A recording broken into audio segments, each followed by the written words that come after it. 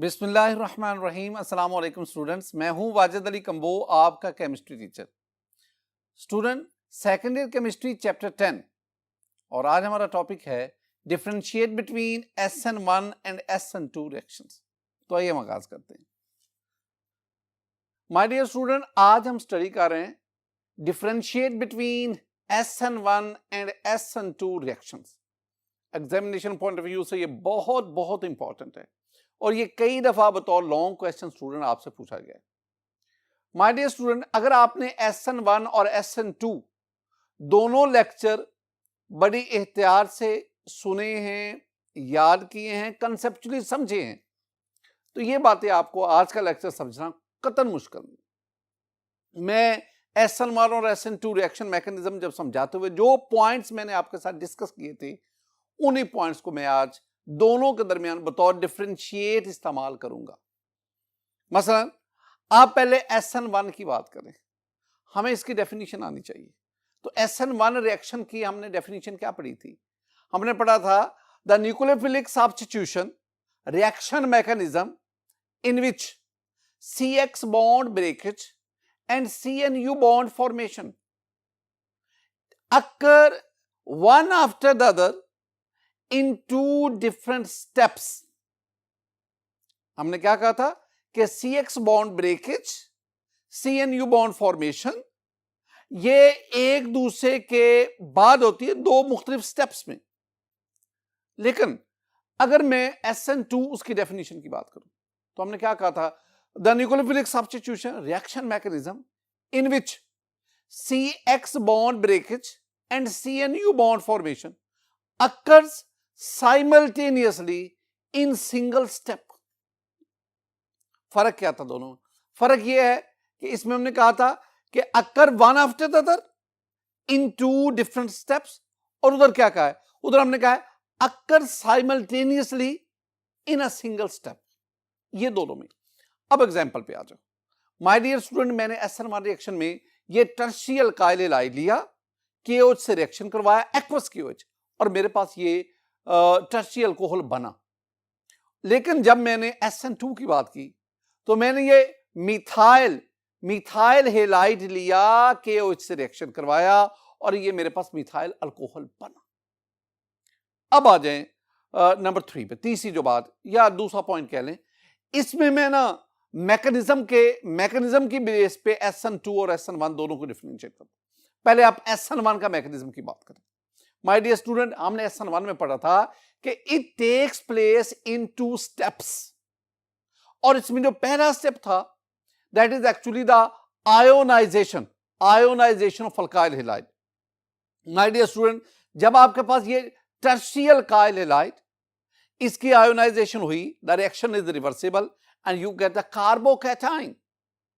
यानी this one is a slow step, this one is a reversible, and this one is a rate determining step. और step 2 में हमने क्या कहा? हमने कहा ये जो हमारे पास कार्बोकैटायन बना, this one is planar, this one is achiral. इसमें ये जो कार्बन है ये sp2 हाइब्रिडाइज है। अब इस कार्बोकैटायन पर ये जो न्यूक्लियोफाइल है ये किसी भी डायरेक्शन से, ऊपर से या नीचे से अटैक करता है, and you will get the product. This one is second step, this one is first step. तो SN1 reaction it completes in 2 steps.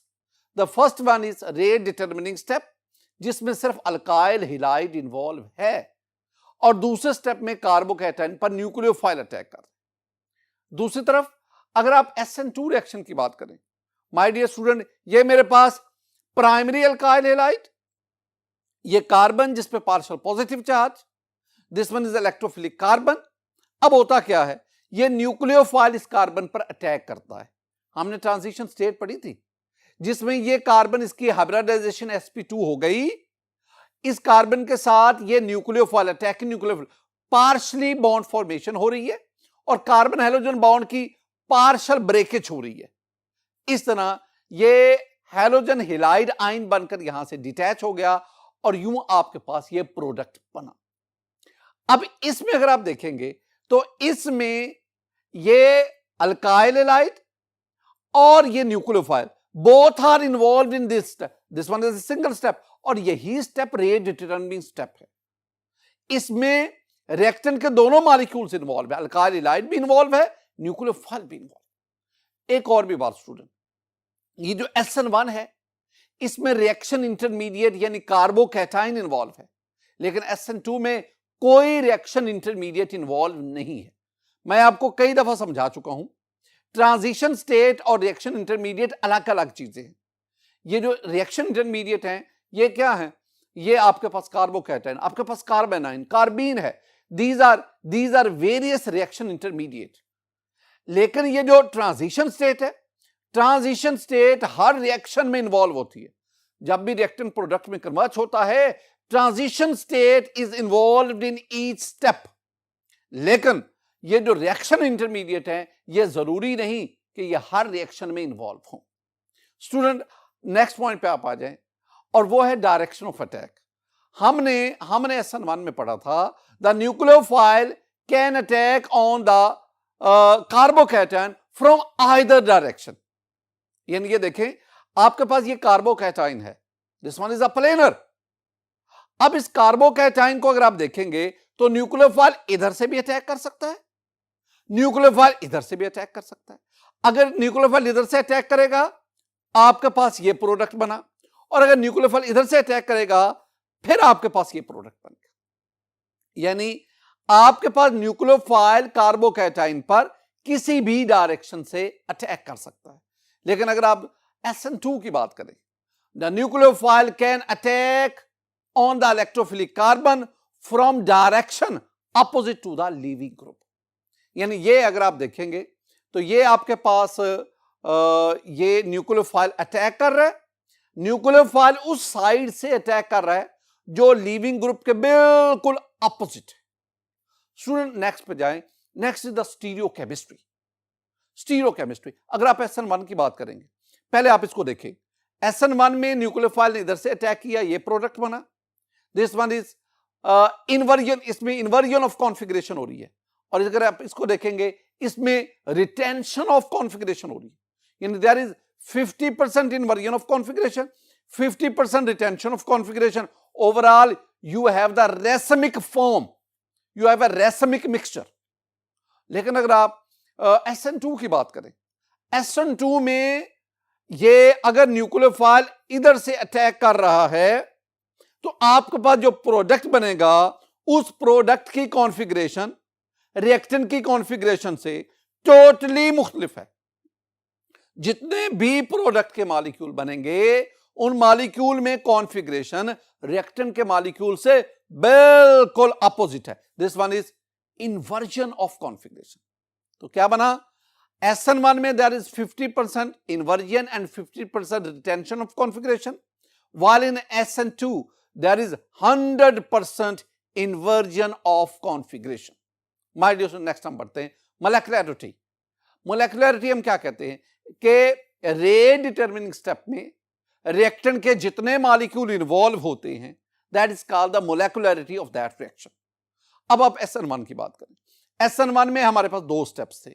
Step 1 is the rate determining step, only one molecule of the alkyl halide is involve, so the molecularity of SN1 reaction is 1.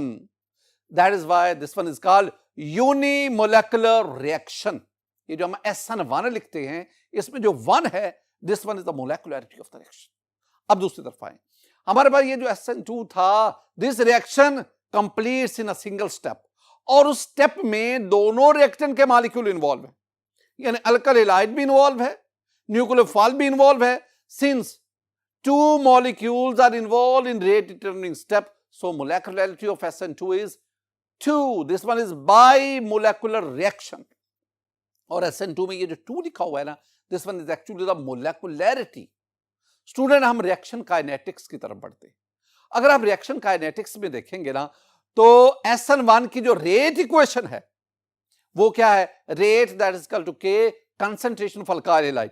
हाँ, rate determining step में nucleophile है ही नहीं, लिहाजा इसका जो rate है that is directly proportional to the concentration of alkyl halide, और इसके ऊपर ये एक्सपोनेंट 1 आ रहा है, so the order of this reaction is 1।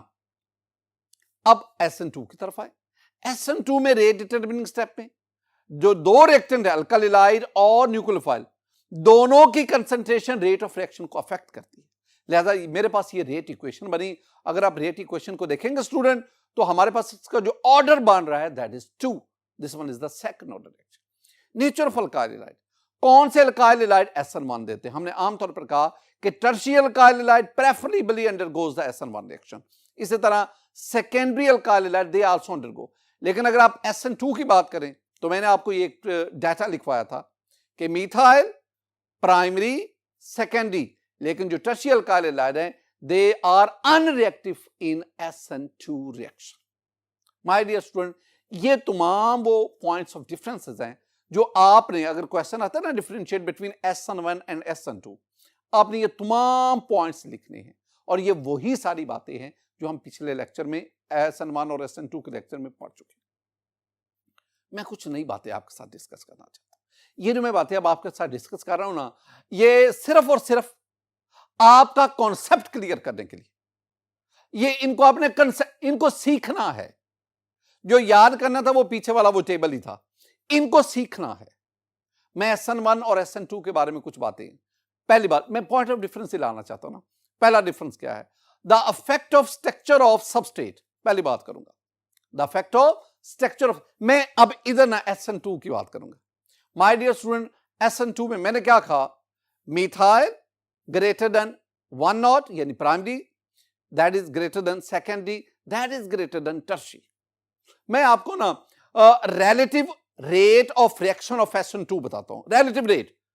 अब जरा गौर करना स्टूडेंट, अगर आप मिथाइल को लेते, मिथाइल हेलाइड को लेते और SN2 रिएक्शन में वो इन्वॉल्व है, तो इसका रेट 30, रिलेटिव रेट की बात करो 30। अगर आप प्राइमरी अल्काइल हैलाइड की बात करते तो रिलेटिव रेट 1। अगर आप सेकेंडरी अल्काइल हैलाइड की बात करते तो रिलेटिव रेट ये उससे कम हो गया, 0.03 हो गया। अगर आप टर्शियरी अल्काइल हैलाइड को SN2 रिएक्शन में इन्वॉल्व करते हैं, द रेट इज अप्रोक्सीमेटली 0। 0 का मतलब है कि tertiary alkyl halide is unreactive for या इन SN2 रिएक्शंस। ये तरतीब आपके ज़हन में मैंने वैल्यूज के साथ आपको बता दी। इसका मतलब है the most effective alkyl halide in SN2 reaction is methyl halide. Student, एक यहां पे एक्सेप्शन है। Look at this one is the neopentyl. My dear student, neopentyl is a primary alkyl halide. लेकिन अगर आप neopentyl का relative rate of reaction तो देखो 0.00001, यानी इसका रेट ऑफ रिएक्शन जो है वो सेकेंडरी से भी कम है, हालांकि ये प्राइमरी अल्काइल हैलाइड है। इसका वजह यहां पे क्या आ गई? वजह इसका स्ट्रक्चर है। माय डियर स्टूडेंट, अगर आप न्यू पेंटाइल को देखेंगे ना, तो ये बल्की ग्रुप अरेंज साथ अटैच है, और bulky group that create the steric hindrance. मैं यहां दो टर्म्स आपके साथ शेयर करना चाहता हूं।